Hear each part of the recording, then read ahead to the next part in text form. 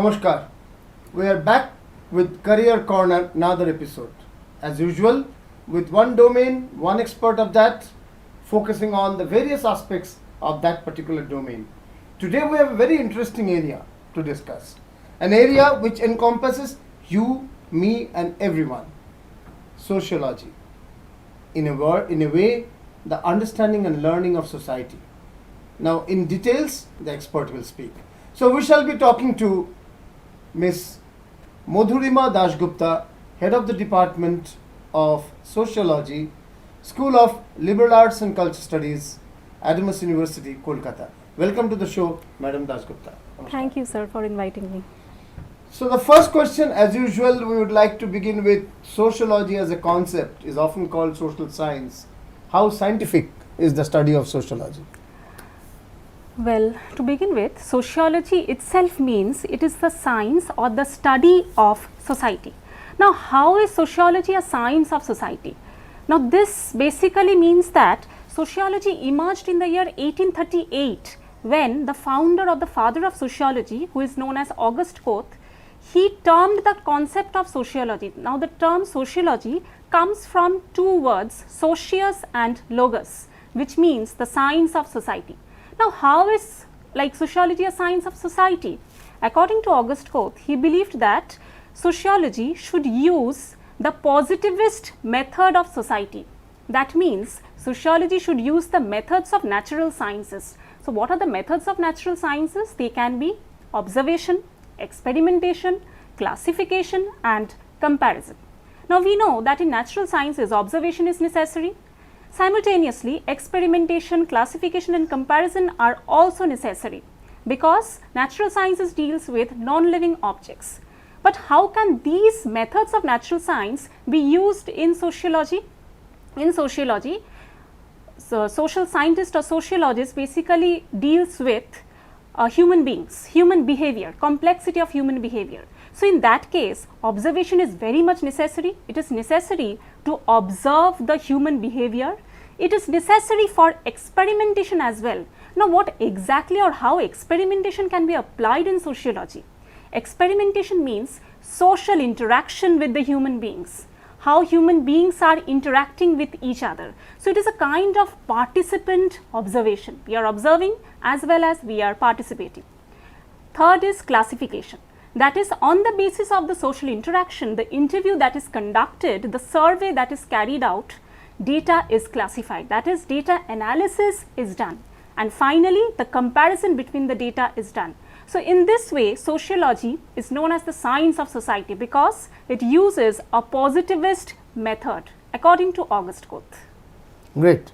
So, that sets the tone of a scientific study of society through the discipline of sociology. How has it evolved?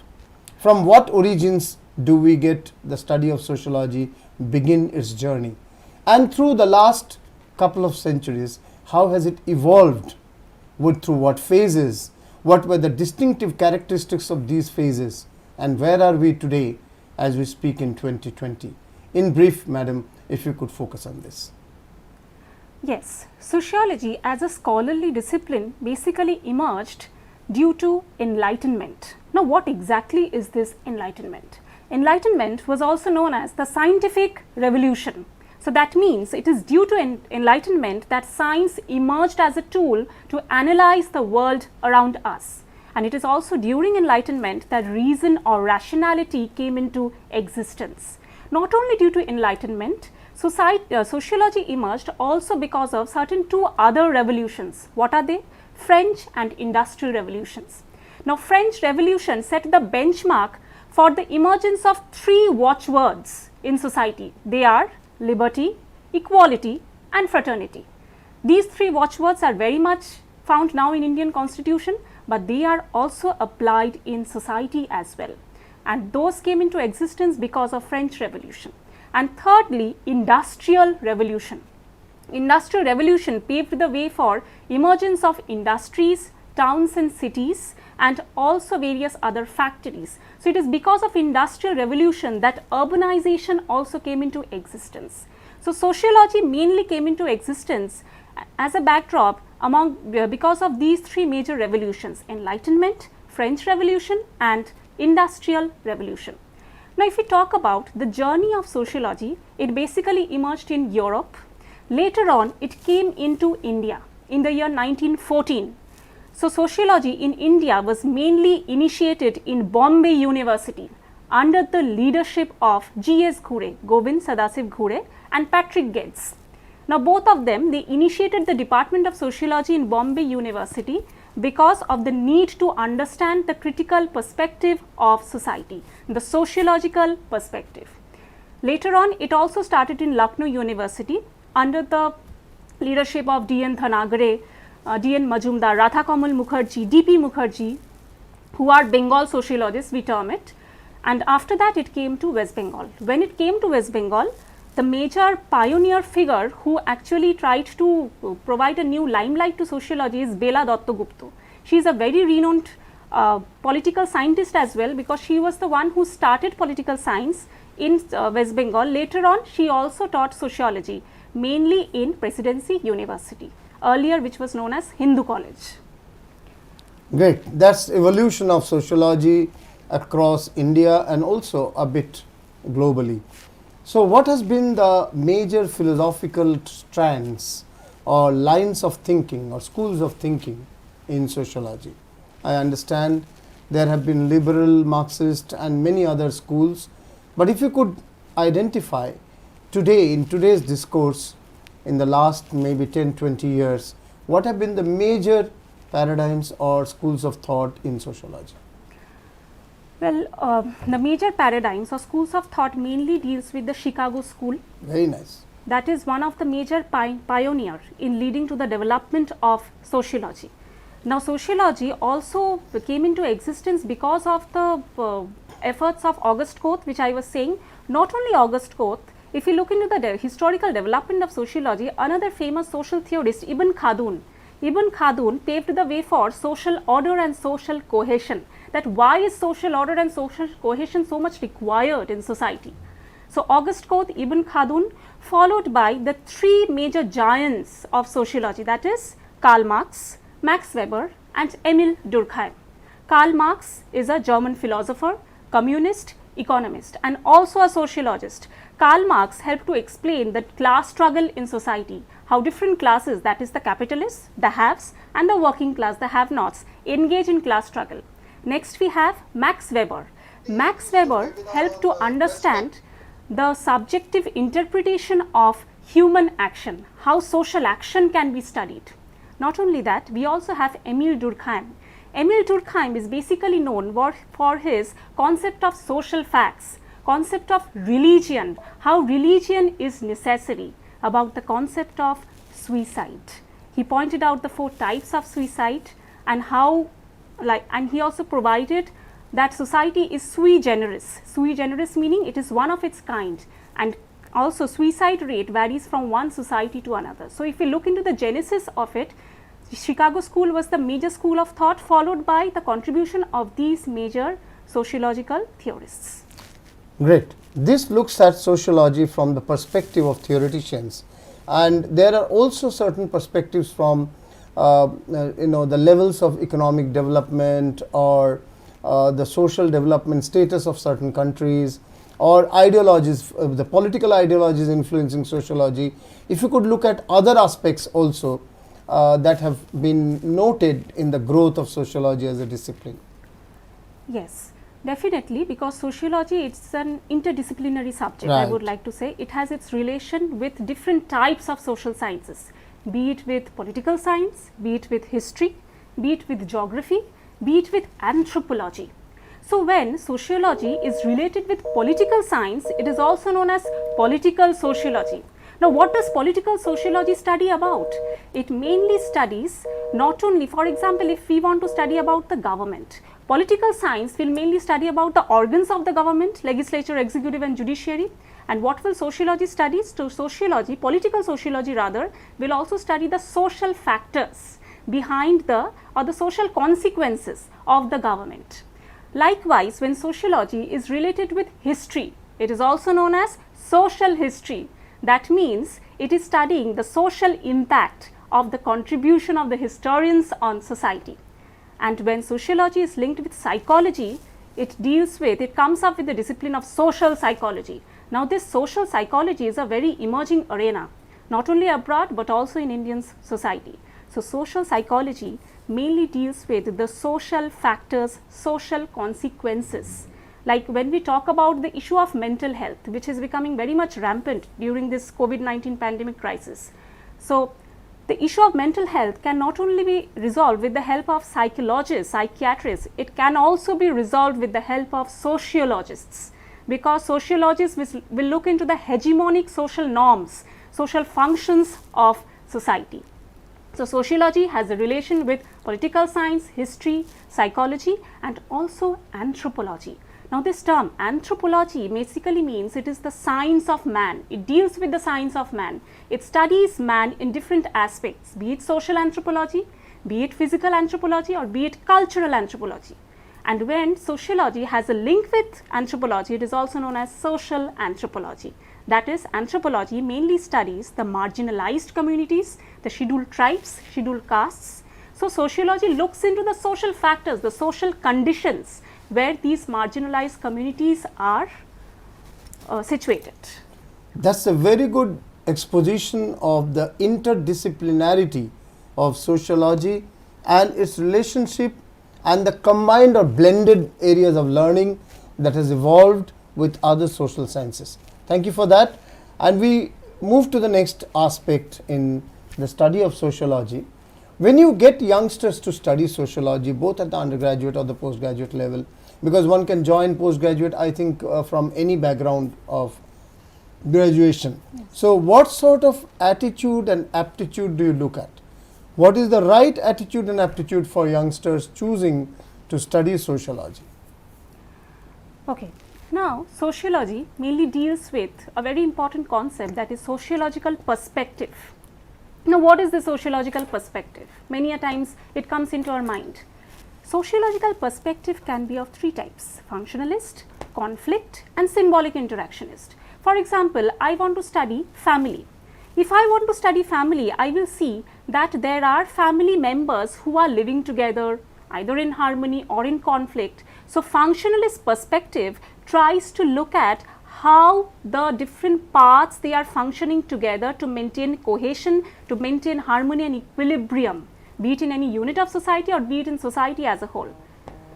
Next, we have conflict perspective. Conflict perspective mainly deals with the unequal distribution of resources between the haves and the have-nots, between the different classes of society, the upper class and the lower class. And the symbolic interactionist perspective mainly deals with how individuals interact either through verbally or non-verbally.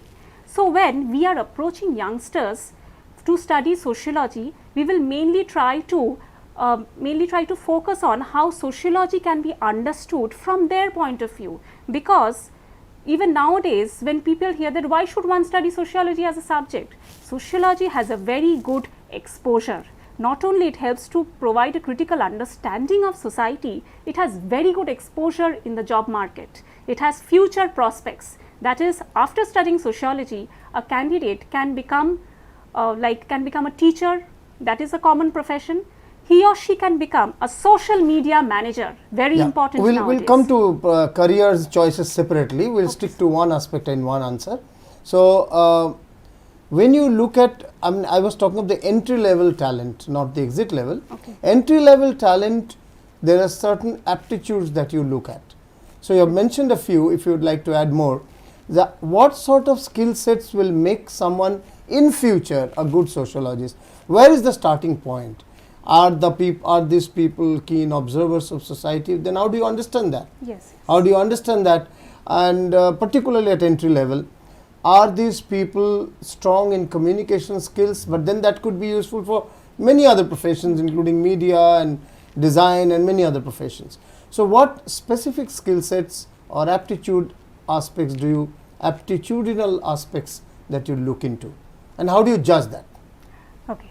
Mainly the aptitude that the sociologist looks into is the youngster should be able to have a critical understanding of the social reality, should be able to understand the different concepts of society. If I talk about community, If I talk about association, institution, social norms, social values, as I was talking about sociological perspective, the youngster should be able to develop a good sociological perspective and should be able to differentiate between what is common sense and what is sociological perspective. Because what we mean by common sense is what? It means that it is a practical judgment of everyday life, but sociological perspective goes in depth into the sociological knowledge.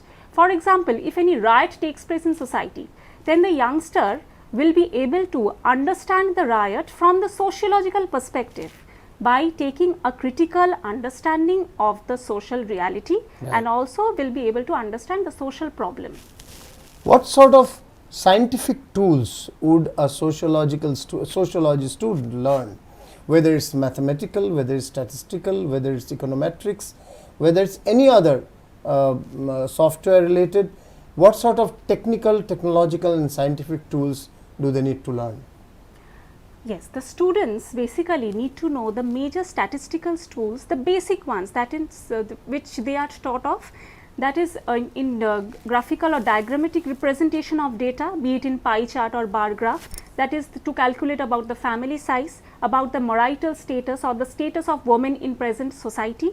And they also need to know about the major statistical tools like correlation, regression, chi-square, which is taught to them at both the UG and the PG level. Great. That creates a more scientific approach to the study of sociology as well. So within sociology, what are the specialization areas that you have? Focused areas which can lead to specific courses within the broad paradigm of sociology, both at the undergraduate level and the postgraduate level. Yes.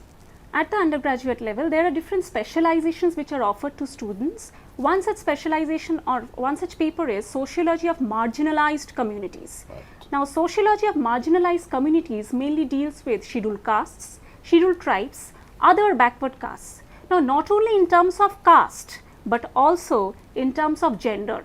It also studies about transgender community. Transgender community, though now they are acceptable in society, they are also regarded as marginalized or ostracized from the mainstream society. So, we have one paper on sociology of marginalized community. Another paper exists which mainly deals with sociology of sexuality and society.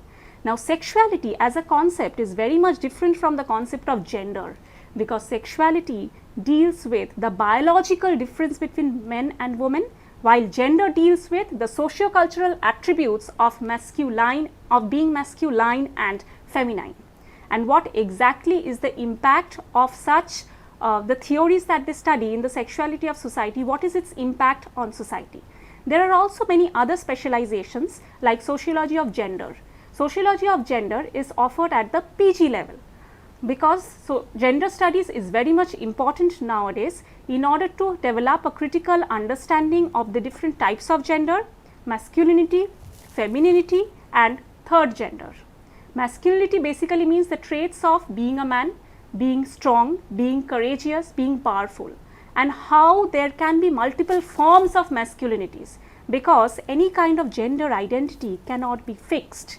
It is a fluid category. So, these are the major specialization papers or discipline specific electives, I would like to say, that are mainly offered both at the UG as well as the PG level.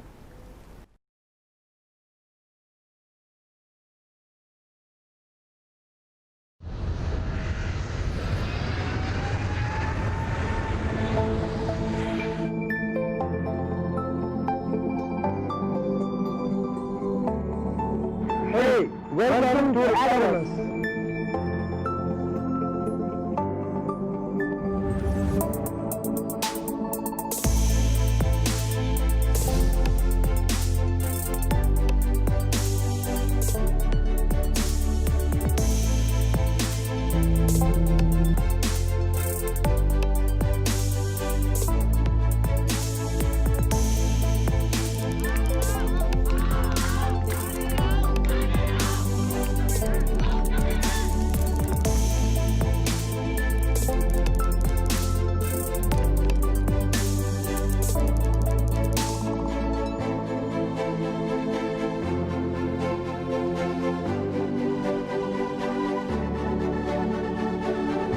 My research is on my way. I am very much proud to be a part of Adamas University. Cricket is my passion and I am proud to be a part of Adamas University.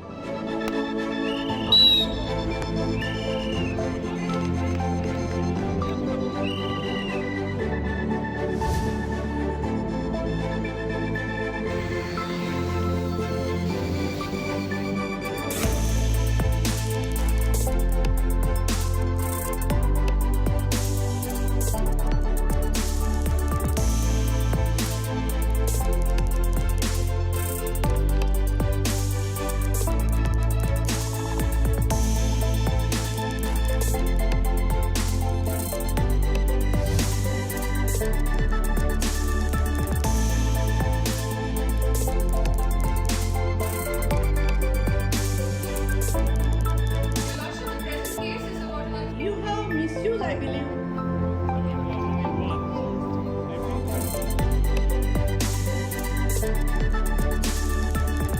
Hi, I am Debosmita Biswas. This is Kunal Kanti Maiti. I am Srijoni Paul. This college has given me placement in one of the best companies in US staffing, which is Iconma. I am proud to be a part of Adamas University. Pursue excellence. Adamas University. There's no more intellectual pursuit of knowledge higher than the liberal sciences, which encompass physics, chemistry, mathematics, geography, and psychology. Adamas University School of Sciences has seamlessly blended conceptual learning with practice and evolved BSc and MSc courses, leading to research, academic, and corporate careers for the learners. Welcome to the wonderful world of sciences at Adamas University. Pharmaceutical technology is on the rise in India in particular and Asia in general. And newer research in medicine is modernizing the sector immensely. We in India have the fastest growing pharma sector in the developing world today. Adamas School of Pharmaceutical Technology, with its superb and detailed laboratory facilities, has one of the best pharma schools in the nation waiting to welcome you. With a 2% share of the India's GDP, the media industry is growing faster than India's GDP. And with the world's largest number of films and television channels, it is the national informer and entertainer. With more than 1,000 films a year, cinema is our soft power. News, entertainment, brand communication, we lead Asia in all. And a multi-skilled multimedia talent is being trained in the Adamas School of Media and Communication. With a 24-hour work culture, Adamas School of Management prepares professionals for marketing, human resources, finance, supply chain management, and pharmaceutical management for the new Indian economy targeting $5 trillion annually. Close association with several top corporate houses and intellectual talent in the classroom, the school is proud to have one of the highest placement records in East and the Northeast India. A top-class hands-on engineering and technology education with high emphasis on soft skills, emotional intelligence, artificial intelligence learning, the Adamas School of Engineering and Technology is a trailblazing institute. It integrates learning in the classroom with the laboratory, workshops, and the factories or the corporate offices. It is also associated with several universities in the world.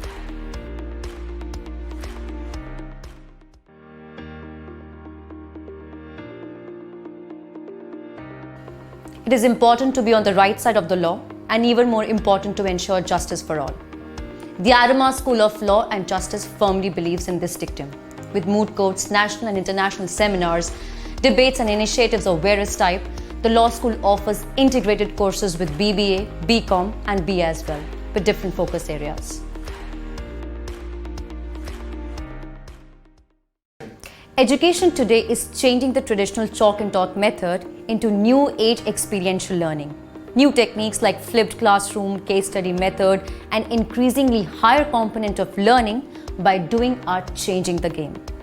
Also, evaluation processes are evolving from just semester end exam to continuous evaluation. jury judge practical work, life projects, and whatnot. Adama School of Education prepares these new age teachers for schools and colleges of India. Global society of nearly 8 billion people with 1.3 billion in India is going through a churn, be it politics, economics, history, society, international relations, or in the literary expressions. There are major movements, growth initiatives, new literary trends, and the social issues rising in various parts of the world.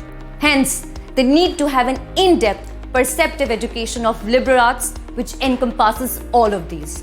Welcome to the Adama University School of Social Sciences. ভালো রোজগার, কাজের স্বীকৃতি, স্বপ্নের চাকরি, এগুলোর জন্য কি শুধুই কঠোর পরিশ্রম যথেষ্ট? না, এটা পড়াশোনা এবং প্রফেশনাল ট্রেনিং এর একটা কম্বিনেশন। তাই যে এমন একটি কলেজ বা ইউনিভার্সিটি যেটা এই দুটোরই গ্যারান্টি দেয়, যেমন অ্যাডামাস ইউনিভার্সিটি। এখানে ছাত্ররা শুধু পরীক্ষায় দারুণ নম্বরই নয়, সঙ্গে পায় দুর্দান্ত প্লেসমেন্ট এবং কর্মজীবনের প্রয়োজনীয় দক্ষতা। তাই আজই নিজেকে রেজিস্টার করো অ্যাডামাস ইউনিভার্সিটির অ্যাডমিশন টেস্টে, আর এগিয়ে যাও একটা উজ্জ্বল ভবিষ্যতের দিকে।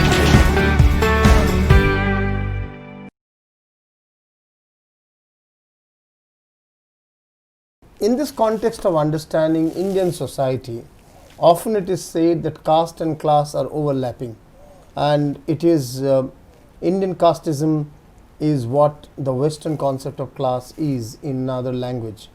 To what extent is true, and how much of the focus of your teaching learning of sociology is based on stratification of Indian society, both caste and class wise? Yes. Indian society is basically characterized by social stratification or inequality in terms of different types, be it caste, be it class. Now, what do we mean by caste? Caste is basically an ascribed category, that is one which we are born with. It is ascribed to us since birth, but class is an achieved status. So, both the concepts of caste and class are very much different from each other. Now, both of these caste and class, they might overlap with each other if we talk about the lower class people, a person who is belonging to a lower caste as well as lower class. So, in that case, marginalization is twofold. In that case, class and caste has a relation with each other. Great. Caste and class has a relation, if not overlapping completely, and marginalization is a common factor with the people at the lower caste and the lower classes level, which has been seen socially and economically. And caste primarily is a social stratification, where class primarily is an economic stratification, or stratification based on economic status or class division in a society. Moving ahead, your bachelor's and master's, please talk on the programs that you have, that you are offering today, and how are they unique if they are, what sort of strengths they have vis-a-vis similar sociological learning or teaching in other universities, particularly in East and Northeast India. Okay. At the bachelor's level, there are different papers which are offered in the course structure. One such paper is community development. Now, this paper is not offered in any such universities.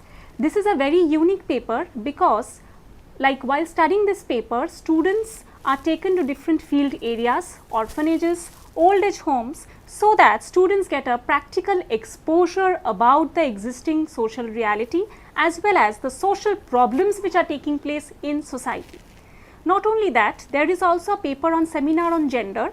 Gender studies is there in many universities, but in seminar on gender, they get a critical understanding about the different types of gender, the problems faced by the different forms of gender.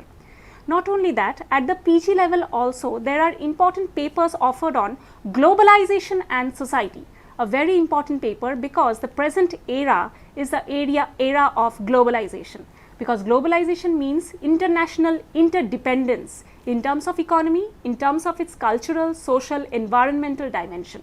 There are also important papers offered at the PG level, like on history of social movements and also on Indian society as well as science, technology and society.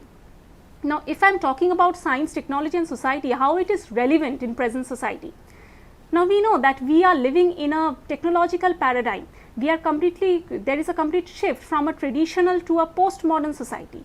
So this science and technology has given birth to a new form of society, which is also known as network society. Now what does this network society signifies? It basically means the social, cultural, economic and the political factors caused by the spread of network and digital information. So basically this network society is the major unit of society nowadays, which is caused by the spread of ICT, that is information and communication technologies, as well as internet. So these are the major papers. Along with, there are also other papers on sociology of religion, as well as papers on rethinking development, because development is also very much necessary in present society, as well as papers on family and intimacy, which focuses on the different family relations as well as the intimate relations in society. Because nowadays there are not only traditional family types, if we talk about joint family, nuclear family, there is also alternative forms of family, family which has emerged out of cohabitation, single parent families, as well as LGBTQ families. So these are the different papers that are offered both at the UG and the PG level, and in that way it is different because community development is one such paper which is offered in our department, and the major strength of the department is that as teachers we provide beyond chalk and talk concept. That is, we basically teach through documentaries, PPTs, field visits, workshops. From the seminars, the students get an exposure to the social reality. You speak on the master's courses also, if what is the specific focus on the master's course? These were largely on the bachelor side, right? Yes. On the master's, if you could speak as well? Yes, at the master's level, there are courses on sociology of religion, globalization and society, history of social movements, as I was saying, science, technology and society. Not only that, there is also a paper on Indian society, where there is a module on market and society. How important is market transactions in society? How important is capitalism? What are the pros and cons of capitalism on society? So these are different papers. Along with, there is specialization as well, special papers offered in gender, sociology of gender, as well as in sexuality and society. Great. Those are the focus areas at the bachelor's and the master's. Obviously, being a subject of social science and in the School of Liberal Arts, there would also be a lot of research work happening. What is the research ecosystem in the department, and what are your plans in near future with respect to research? Well, the Department of Sociology in the School of Liberal Arts and Culture Studies is a research intensive department. There are two major supervisors, faculty members, who are supervising 6 PhD scholars. Their topics of PhD thesis is diverse. One PhD scholar is working on children of sex workers. That is how the stigma that is attached to the children of the sex workers can be reduced. What are the problems that the children of sex workers faces? Not only that, another PhD scholar, she is working on the problems of transgender community. The fact I was talking about the marginalization, how transgender is still marginalized in society. So she is mainly focusing on the different socio-cultural, economic and political problems that the transgender community faces. Not only that, another PhD scholar, he is working on public health, on the social impact of public health, and he is mainly focusing on the different diseases, that is dengue, malaria, etc. Great. That also brings in the focus areas, the special areas and the PhD aspects here. If there is a choice in front of a youngster to study in one of the multiple universities, same subject, sociology or social work or similar related subjects, how would you pitch in for your department? What are the 3 or 4 standout things? I would like to ask you, from all that you have said, stand out 3 or 4 points based on which they should select sociology of Adamas University. Yes, students should study or can study sociology in Adamas University because of certain USPs of the department. The first USP is placement opportunities are provided to the students with the recommendation of the professors. Secondly, Students, the ex-students have also completed their internship in different NGOs like Child in Need Institute, CINI, as well as Anudip Foundation with stipend. They have even received stipend while doing the internship. Thirdly, which I was talking about, that is, we as faculty members, we as teachers, we provide beyond chalk and talk concept. We help the students to understand the social reality through documentaries, through different films, and also through field visits. That is, the Department of Sociology conducts field visits to nearby orphanage and old age homes every month. Not only that, here the faculty members have their research experience in different renowned universities like Oxford, like Cambridge, and they also have their research collaborations with France, Austria, USA. So these are basically the major focal points as to why a student should select sociology at Adamas University, mainly because of its placement opportunities, the internship, compulsory internship that the students have to do, and also because our department is extremely activity oriented and there is much field exposure of the students. You just talked about placement opportunities, field exposure. Field exposure, you've given some examples. Maybe you can give a few more examples. But more importantly, what would be the types of jobs, categories of engagement after the bachelor's and the master's from your department? Yes, after qualifying bachelor or master's, student can get different job exposure. There are different future prospects in sociology. So what are the job exposure? Firstly, student can get employment in the teaching sector. That is, students can get employed either in school as teacher as well as in colleges. That is, the student has to qualify. If the student needs to be employed in college, the student has to qualify NET, that is National Eligibility Test, or the state level eligibility test. So this goes in terms of teaching. Next comes, there are different other forms of job exposure. That is, a student can also become a social welfare officer. Not only that, he or she can become an urban planner, social media manager, because nowadays social media plays a very decisive role in everyday life, and social media manager has a very good role in branding. Not only that, he or she can also become counselor in hospitals, which I was talking about. That is, a counselor need not be a psychologist, need not be a psychiatrist. Even a sociologist can be a counselor. He or she can be a counselor in hospitals, in schools, as well as a family counselor. And also, a candidate can also be employed as a content writer in different IT companies. Great. From content writing to researching to trend analysts to counselors, a large amount of professions, a large amount of focused areas could be the domain of sociologists of tomorrow. It's important to note sociology as the science of study, scientific study of society has evolved through many schools of thought, as we have found out. It's important to note that today the society is going through a churn in COVID times. One of the pandemic, which has been the severest and the most widespread since Spanish flu more than 100 years ago. What would you think would be the immediate and long-term impact of pandemic COVID-19 on the society, and how should sociologists look at it, study it, and research on it? Well, with the present pandemic crisis, with the entire world coming to a lockdown because of this COVID-19 pandemic crisis, there are certain social implications of this pandemic crisis. Now, because of this lockdown, because of this pandemic crisis, there has been an increase in domestic violence, increase in elderly abuse, also increase in child abuse. Now, how would sociologists analyze it? Now, not only all of these problems, there has also been the problem of digital divide. So, what is this digital divide? It mainly deals with the division between the groups, those who can access the ICT, that is the information and communication technology, and those who are unable to access it because of their position, because of their socio-economic background. So, not only that, now the present emphasis will be mainly on e-learning for the students.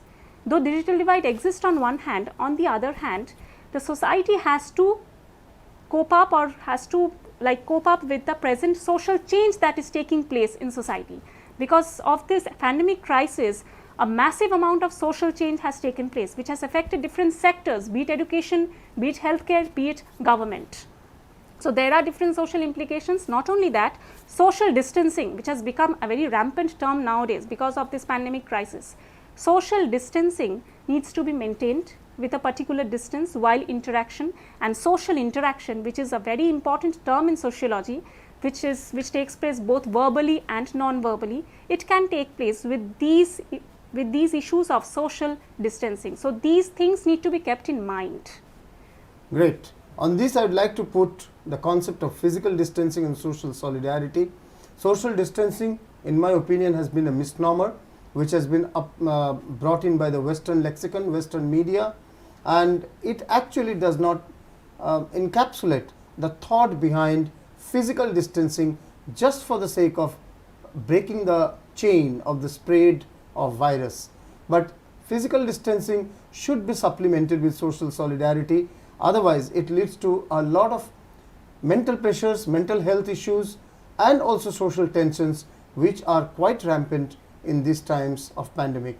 It has been noted that physical violence within the families, or domestic violence as we call it, has increased in the last 100 days, whether in India or beyond India. And there has been also many cases of mental health, depression and frustration in these times. What would you like to tell on that? Yes, there has been increase in domestic violence, not only against women but also against men. Now the reasons are manifold. Reasons can be financial insecurity, can be stress, depression, and also various other factors.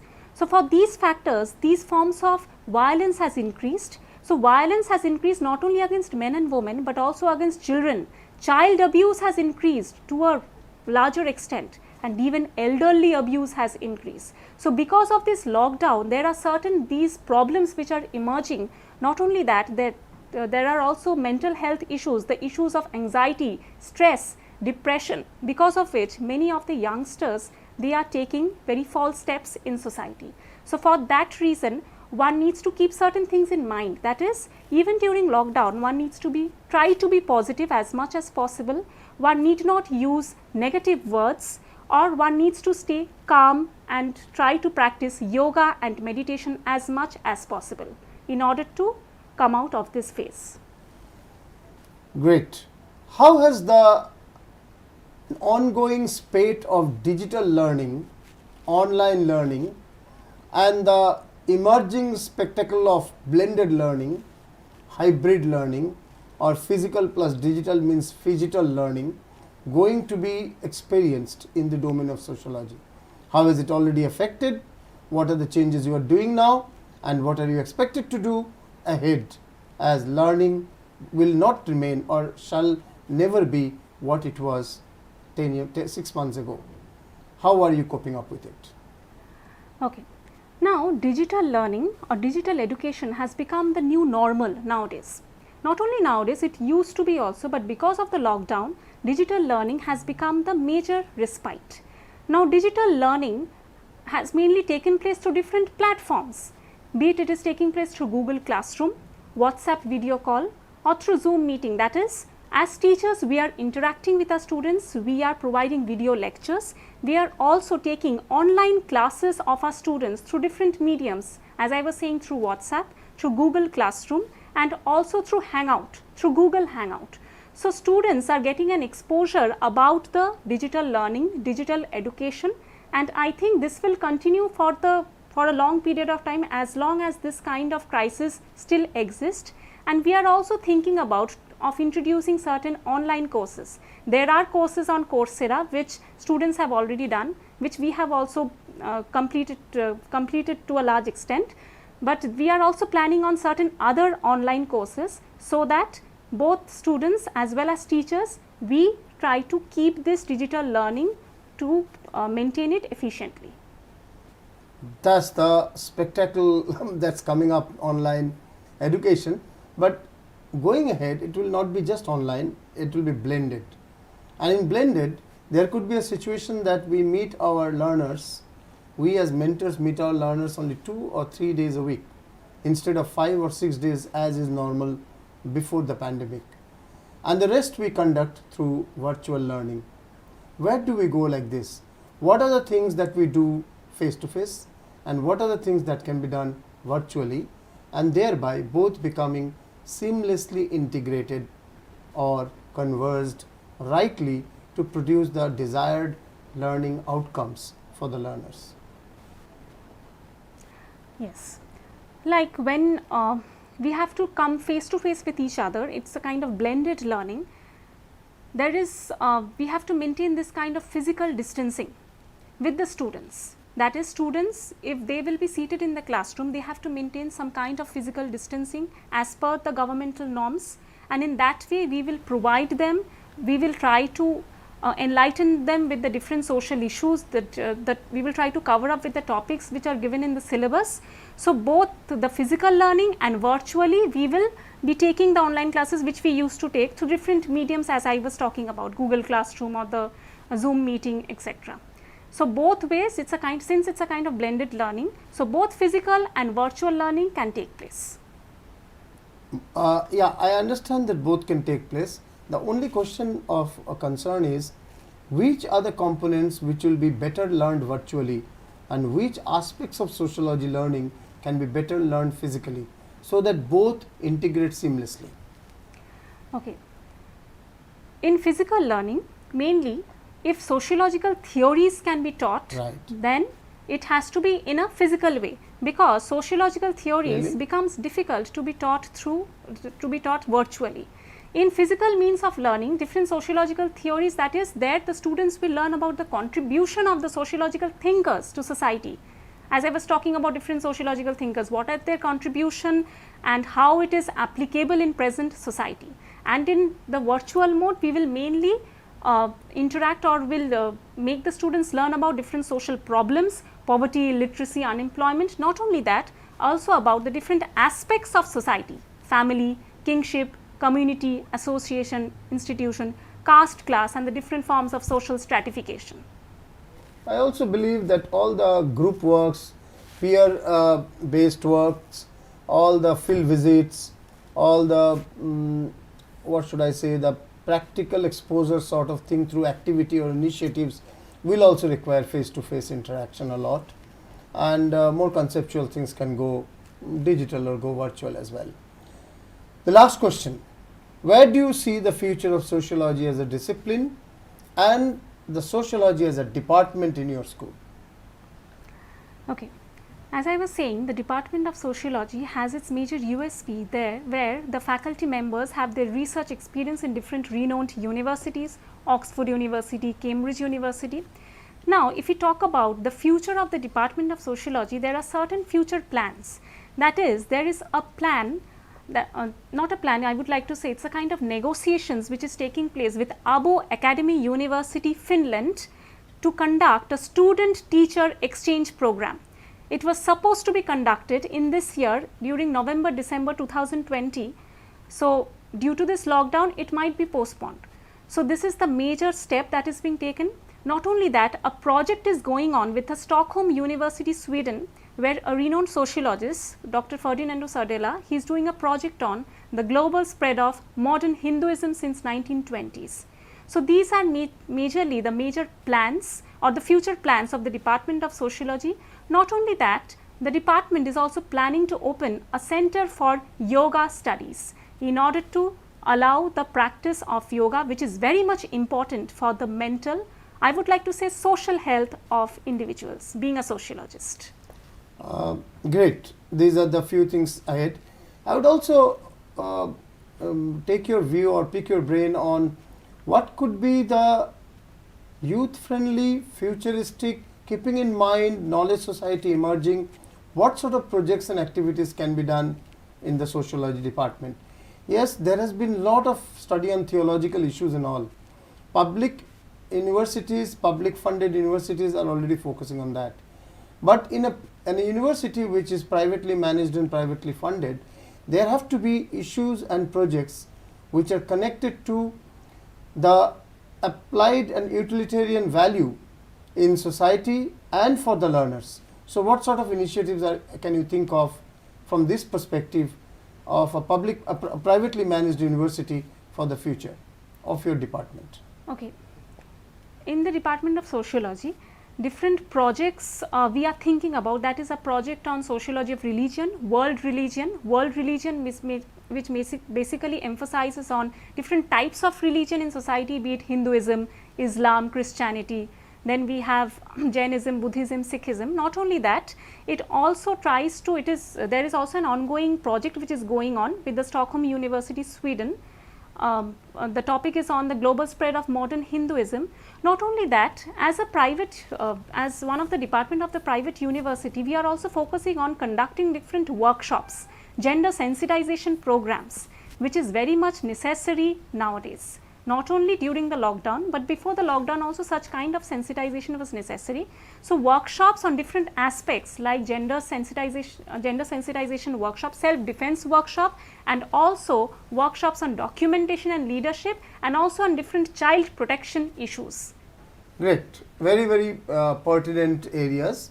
In fact, the gender sensitization workshops can be taken to schools as well, because the biggest necessity is at an early age, particularly at the late teen age, 17, 18, 19, 16, 17, 18. This is the age group which is in class 11 and 12 largely, and this sensitization would make a big impact there. Yes, viewers, we have been talking to Professor Madhurima Dasgupta, Head of the Department of Sociology, School of Liberal Arts and Cultural Studies, Adamas University, Kolkata. And she has presented before you the entire gamut of sociology, its evolution, various premier sociological thinkers across the world and across the ages, how it is being learned, mentored and taught at Adamas University at the bachelor's, master's level, what sort of researches are being done, what are the trends coming up, how has COVID affected sociology and society in general, how sociology is an interdisciplinary area in association with other social sciences, and how and why is it a necessary learning domain for counselors, content developers and researchers of tomorrow, and how it is a scientific way of learning is there, how is it a science. From all these aspects, things have been put forth. What sort of skill set and what sort of aptitude is required for youngsters joining sociology, the learning of sociology has also been told. You have everything on the table. Is for you to decide now whether you are the ace sociologist of tomorrow or not. On this, we bring this session to an end, and we shall come back tomorrow again with another domain and another expert. Thank you, Professor Dasgupta, for your time and erudite talk. And namaste. Thank you, sir.